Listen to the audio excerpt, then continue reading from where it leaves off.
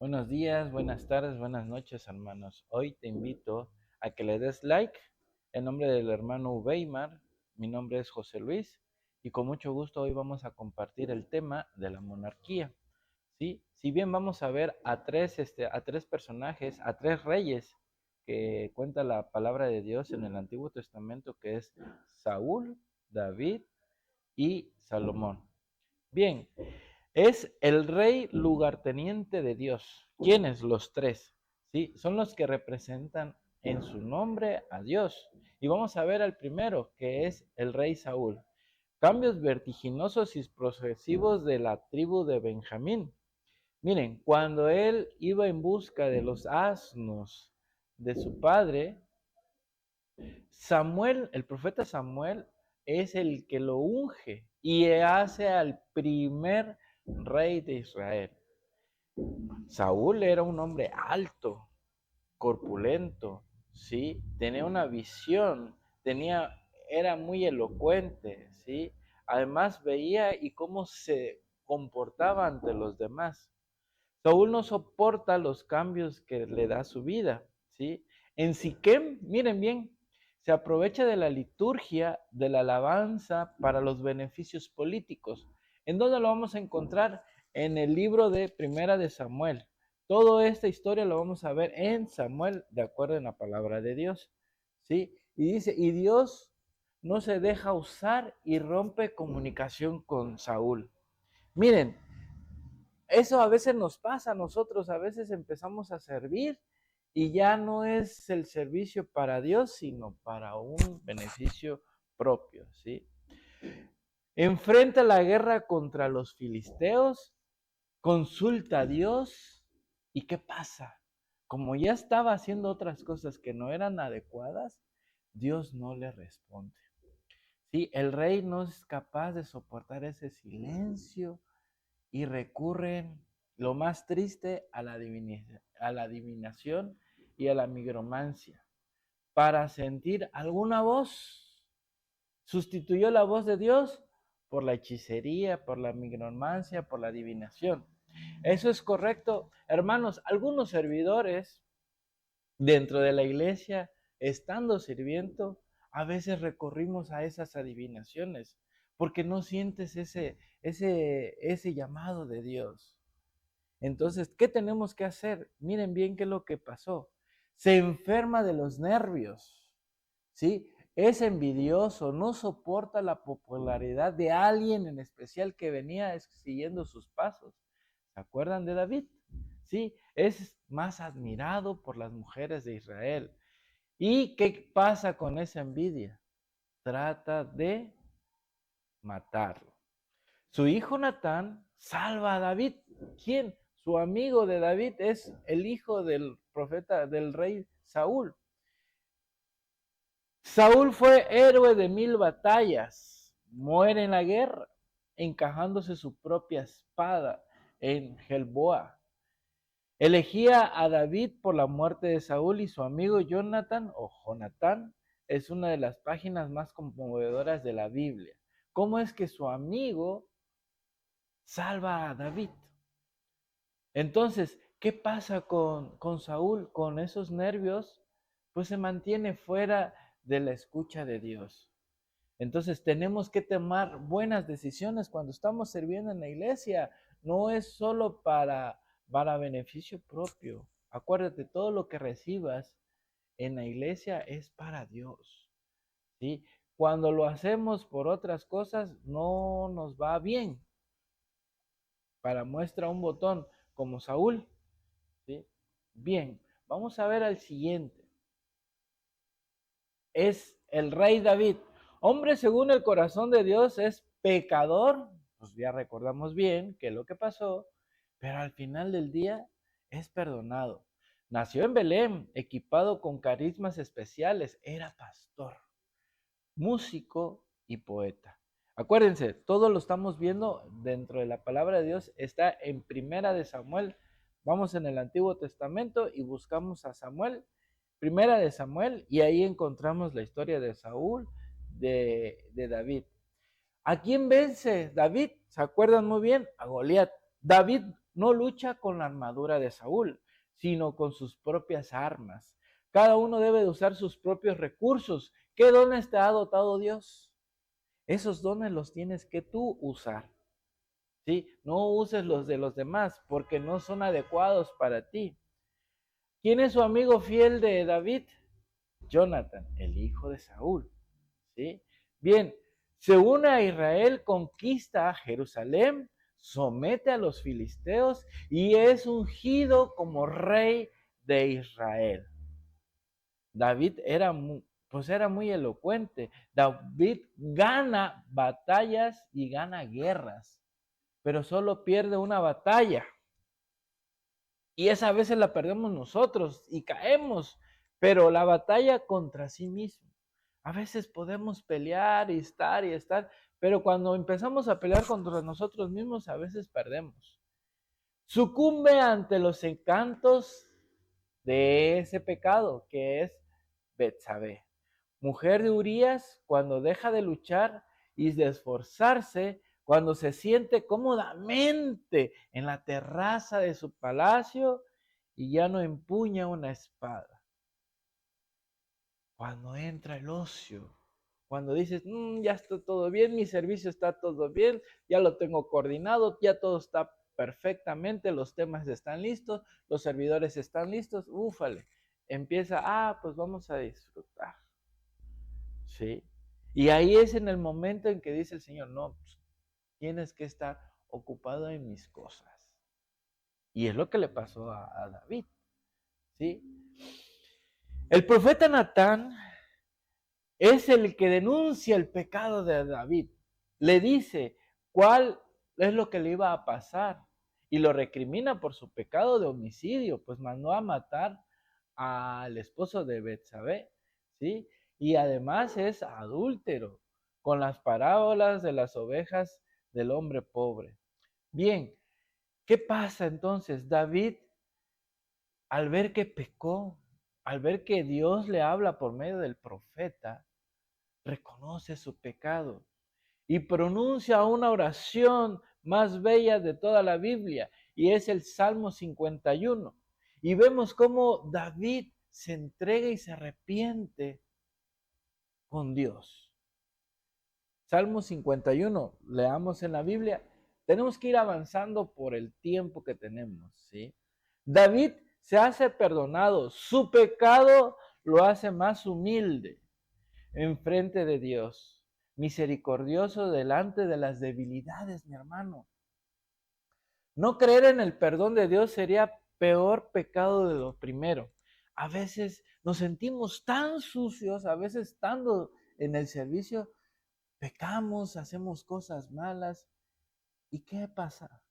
A veces nos pasa como Saúl, que se va a lo peor, pero David reconoce su pecado. Y va ante Dios y se rasga las vestiduras y dice, Señor, la regué pues.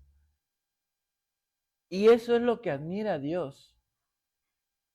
Mire bien, entonces, ¿qué pasa? Cuando se arrepiente, a David le dan otra promesa. Y es una promesa mesiánica, porque de su linaje va a nacer el Mesías. Dice que anuncia a un hijo suyo que se sentará eternamente en el trono de Israel. Segunda de Samuel, capítulo 7, versículos 12 al 16. Con esta profecía nace el mesianismo, la llegada del Mesías.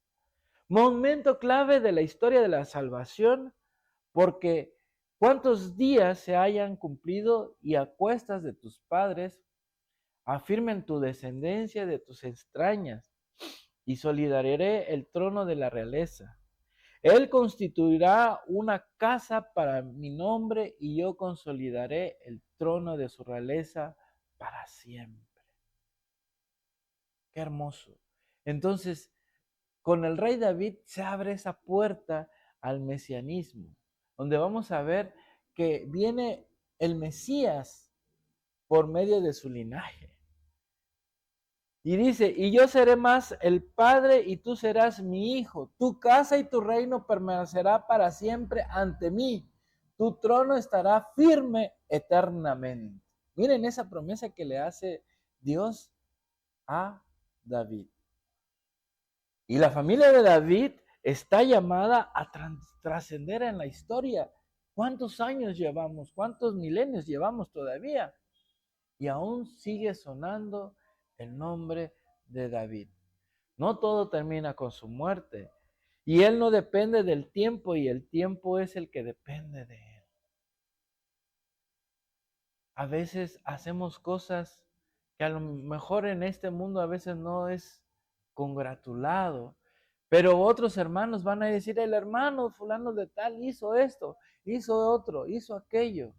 Y entonces es donde empieza a trascender tu historia. ¿Cómo quieres ser recordado, hermano? ¿Como Saúl o como David? Sí. Ahora vamos a ver el tercer personaje. ¿Sí? Salomón. Y es conocido como el sabio, híjole, y la otra palabra, y estúpido porque construye y destruye. Hijo de David y Betsabé, Dios no solo perdonó, sino que olvidó el pecado de David y todavía le dio un hijo. ¿Sí? Salomón es sabio, famoso por su sabiduría, que traspasaba las fronteras de Israel. Desde lejos llegaban gente para visitarlo, para escucharlos.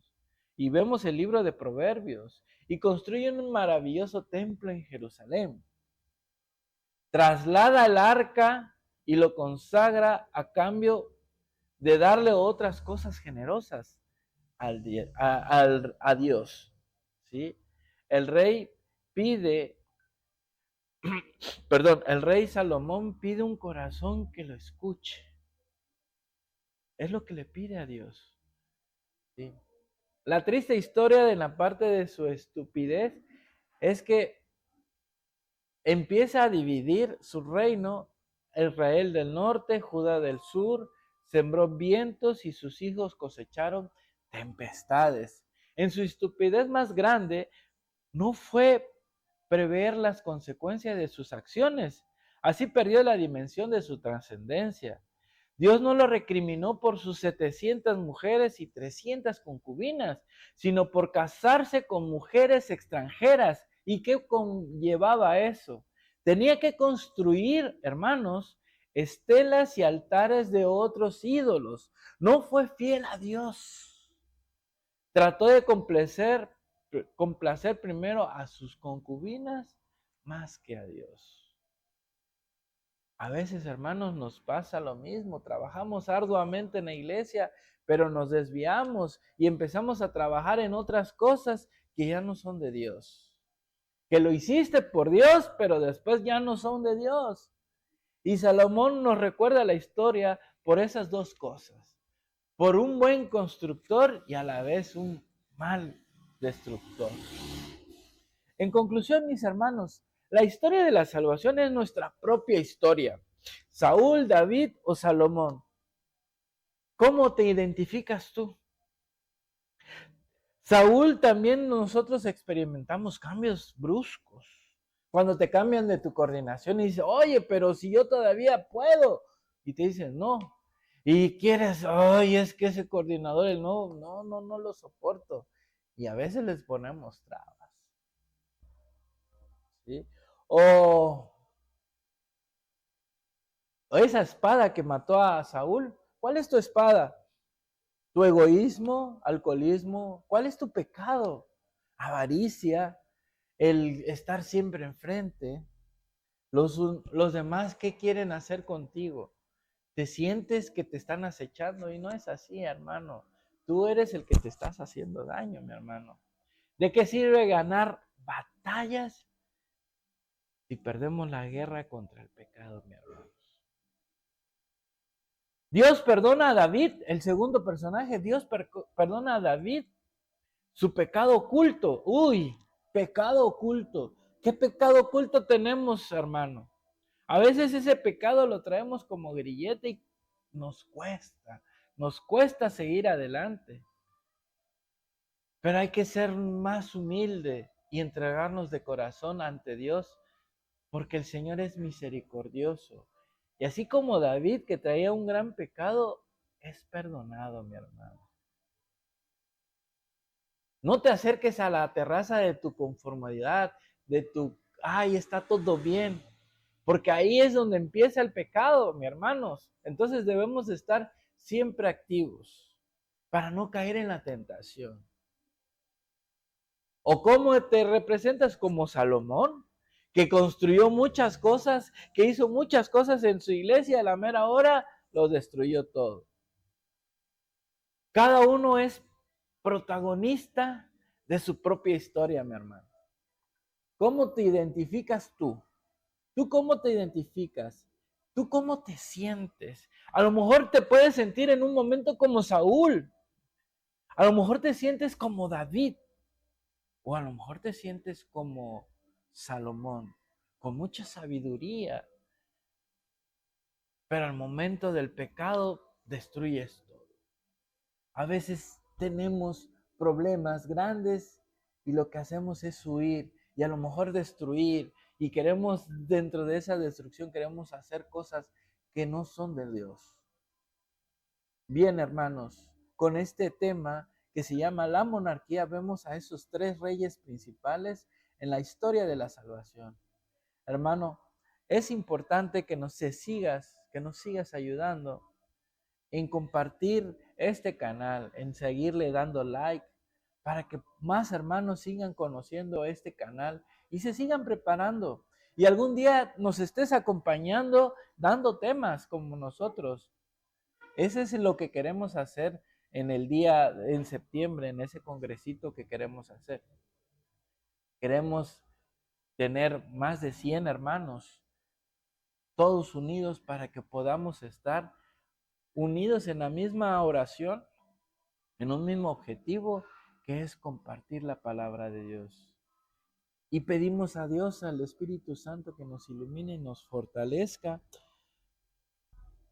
para que dentro de nuestra propia historia nos haga ver los errores que tenemos, que nos haga ver el pecado. Y al igual como el profeta o como el rey David, podamos entregarnos con humilde devoción con nuestro corazón para que el Señor nos tome. Porque a veces nuestra necesidad de querer hacer algo más, nos olvidamos de que el único que le servimos es a Dios. Nos despedimos diciendo, Padre nuestro que estás en el cielo, santificado sea tu nombre. Venga a nosotros tu reino. Hágase tu voluntad en la tierra como en el cielo. Danos hoy nuestro pan de cada día. Perdona nuestras ofensas, como también nosotros perdonamos a los que nos ofenden. Amén. Hermanos, nuevamente te pido que te sigas dando like y te sigas suscribiendo y sigas compartiendo. Nos vemos en el siguiente capítulo en 100 lecciones para aprender a predicar. Amén.